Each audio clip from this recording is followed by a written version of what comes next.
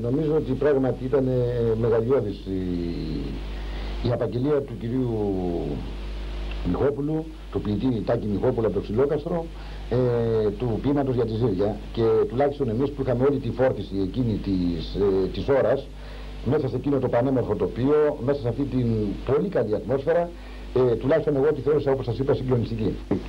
Ο Καριωτάκης είναι από τη Σικιά της Κορινθίας και ο Ρώμος Φιγύρας από το Κιάτο, αλλά το σπουδαιότερο είναι ότι στην αρχαία Ελλάδα σε τέτοιες συγκεντρώσεις λαϊκές εκείσανε μπροστά οι αρχαίοι μας πρόγονοι, κοινώσανε αγώνες ποιητικοί.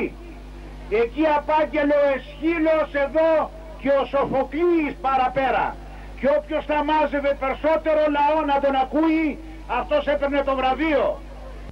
Αυτό το ποίημα που το έχω γράψει σε αυτό το χώρο, εδώ, και το έχω γράψει για αυτή την περιοχή και για αυτό το λαό, και το έχω γράψει στην εποχή της Χούντας, και υπάρχει επίδραση, φαίνεται και η επίδραση από τη Χούντα του 72 που το έγραψα το ποίημα. Αυτό το ποίημα, θα σας το πω, είναι 1 λεπτό και κάτι δευτερόλεπτα. Τύπη και λαϊκή τύπη και λαϊκή τύπη.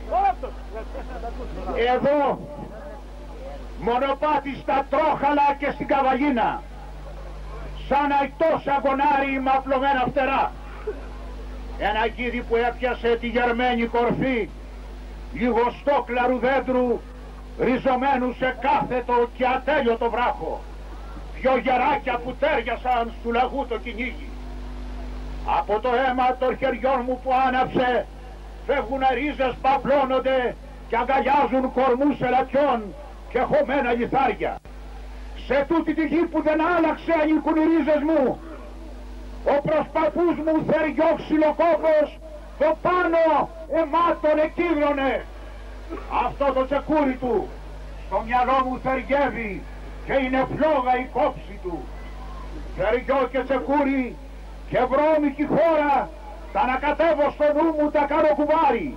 Τα ξαναφάνει μια ώρα που ζυγιασμένα θα πέσουν θεριά και τσεκούρια στη βρώμικη χώρα. Γεια σας. Μπράβο!